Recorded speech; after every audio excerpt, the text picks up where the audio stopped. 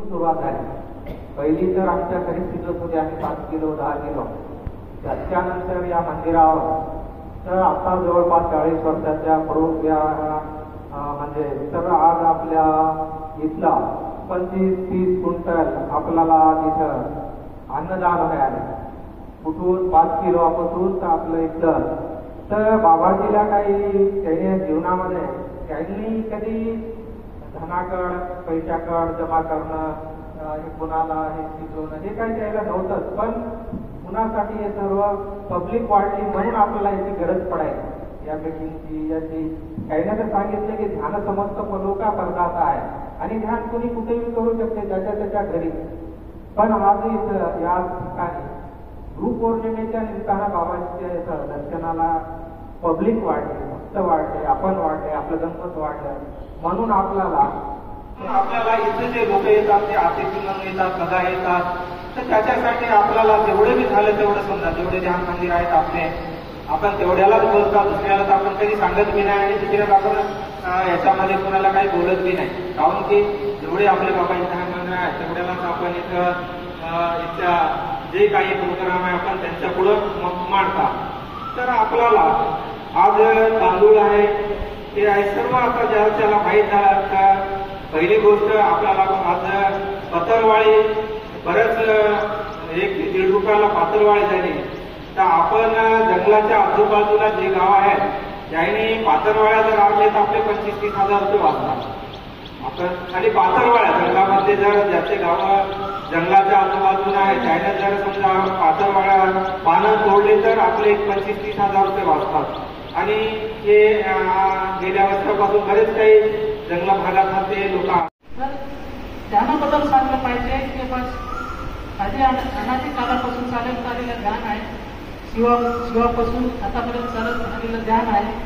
ध्यान कसं करायचं, ध्यान करताना श्वास घेताना आपण श्वास जोर नाही लावला पाहिजे, आपोआप श्वास चालला पाहिजे, ते कुठं स्पर्श होते याच्याकडे लक्ष केंद्रित केलं पाहिजे, पाठीचा कणा कसा ठेवला पाहिजे, सरळ रेषेत कसं बसलं पाहिजे हे ध्यान करताना सांगलं पाहिजे।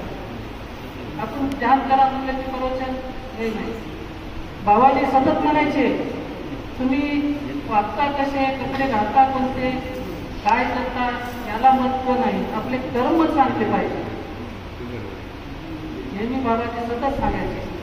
आपण बोललो आणि बाजूला जाऊन आपल्या काहीतरी दुसरंच बोलावलं ते बाजूचे लोक ऐकतात आणि वाढत राव सर्व भक्त मंडळी चांगल्या प्रकारे कार्य करत आहेत, परंतु कार्यक्रमाला जेव्हा सुरुवात होते त्यावेळेस आपण थोडी काळजी घेतली पाहिजे। आपण आपली भक्त मंडळी तर असतेच, परंतु विविध या मार्गातले एकपंथी वारकरी हे सुद्धा कार्यक्रमात येऊन बसाले, तर आपली कुठं कार्यक्रमात चूक नाही झाली पाहिजे याच्याकडे लक्ष दिलं पाहिजे। ध्यान म्हटलं तर ध्यानावरच बोललं पाहिजे, प्रस्तावित मांडायचं तर बाबाजीचा गावात कसा झेंडा घेतला आणि बाबाजीचा झेंडा का दिला, बाबाजीच्या जीवनचरित्रावर थोडं फोकस केला पाहिजे। तर काही लोक ध्यानावर बोला म्हणलं तर प्रवचनच करू शकतात, प्रस्तावित मांडा म्हणलं तर प्रवचनच करायचं, त्याच्यात थोडा ध्यान मंदिर म्हणून आपण जेव्हा सांगत राहतो आणि प्रत्येक कार्यक्रमामध्ये म्हणतो की आपल्या प्रत्येक संस्थानामधून निधी आपल्याला जमा झालीच पाहिजे। मूळ विद्यापीठ आहे आपल्याकडे, शाखेला न सांगता त्या शाखेतून मुळावर आलं पाहिजे ही बदलापूर ट्रस्ट तर्फे विनंतीची मी एक हात जोडून सर्व भाविकांना सांगतो। प्रत्येक ध्यान मंदिरातून प्रसादासाठी निधी जमा झालीच पाहिजे आणि ती निधी सर्व भाविकांपर्यंत पोहोचलीच पाहिजे। प्रत्येकाच्या गावात आम्ही ध्यान मंदिराचा जाऊन प्रसाद खाऊ शकत नाही, पण त्याने जर केल्याच्या नंतर सर्वेच्या मुखात जाते ही आपण जाणीव घेतली पाहिजे। व्यासमुनी ग्रंथ रूपात होता पण बाबाच्या रूपात आपल्याला भेटला। घोटीच्या कार्यक्रमामध्ये नसेल भेटतो पण घोटीवाल्याने जर प्रसादासाठी आम्हाला देणगी दिली तर सर्वात पोहोचत ज्याची तर आपण शब्द तरी मला जात्री बस आहे। एक उदाहरण घेतो घोटीचं गुरुपौर्णिमेमध्ये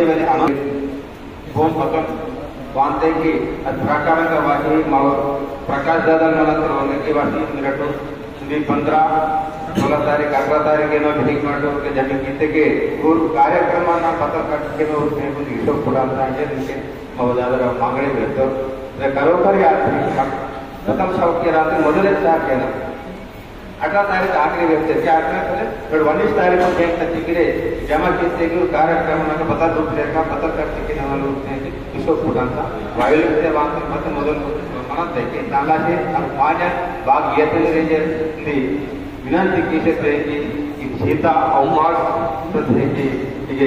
संदेश देगी जय गुरु जय गुरु जय गुरु అందరూ చాలా వేల జనులు రావడం జరుగుతుంది ఇక్కడికి పాట్నాపూర్కి వివిధ రాష్ట్రాల నుండి కూడా భక్తజనులు రావడం జరుగుతుంది కాబట్టి ఈ మీటింగ్ యొక్క ఉద్దేశం ఏమిటంటే గురు పౌర్ణిమ కొరకు బాబా గారు ఉన్నప్పుడు కూడా ఎవరిని మాంగే నా మిలే దీట్ నా మాంగే నా మిలే మోతి ఎవరిని కూడా బాబా గారు అడగలేదు.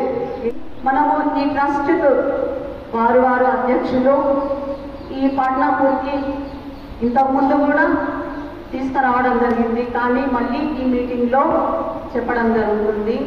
ఎందుకంటే మనకు ఇక్కడ ఎవరిని చందాలు ఇవ్వండి రిసిప్ట్లు ఇవ్వడం అనేది ఎవరి ఇంటింటికి వెళ్ళి అడగవలసింది లేదు ఇక్కడ మనకు.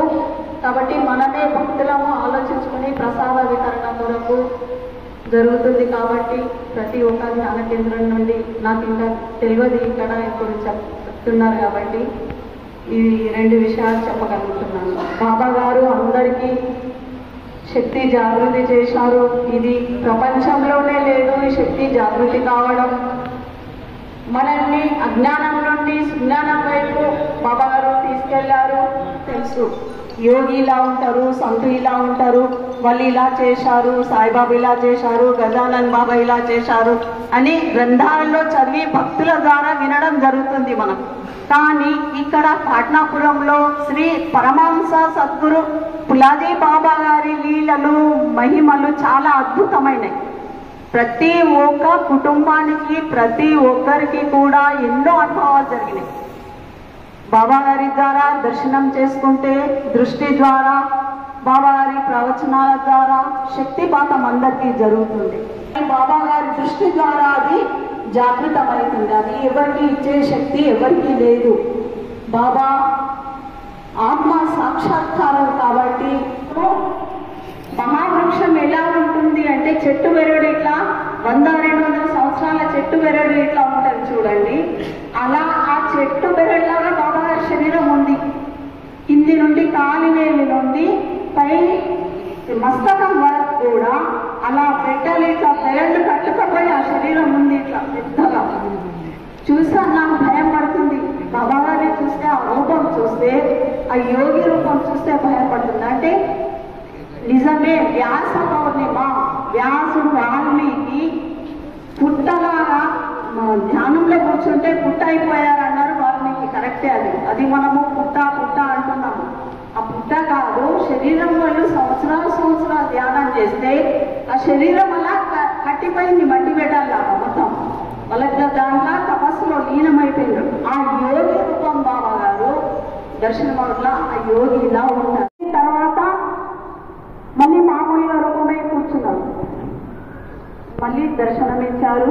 కరెక్ట్ పండించాం అంటే చెప్తున్నా. నాకు కూడా ఇవన్నీ ఏమీ తెలియదు, కానీ స్వప్నంలో చాలా దర్శనాలు అందరు కావడం వల్ల ఇది అనుభవం విశ్వాసంతో బాబా గారిని మనము సద్గురువు యోగి పరమహంస శక్తిపాతం చేసినారని ఒక గట్టి అనుభవాల ద్వారా బాబా గారు గురువు సద్గురువు అని మనం నమ్మడం జరుగుతుంది. ప్రతి సంవత్సరం ఇలాగే భక్తజనులు ఇంకా ఎక్కువ అవుతున్నారు.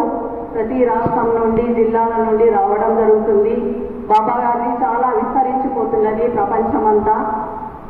అందుకనే ప్రతి ఒక్కరూ ధ్యాన కేంద్రాల నుండి మనకు తోచిన విధంగా ట్రస్ట్కు మనము ఒక్కొక్క ధ్యాన కేంద్రాల నుండి చిన్న అయితే 5,000 లేకపోతే 11,000 రూపంలో అట్లా ఆ విధంగా మనం కూడా కోరుతున్నా.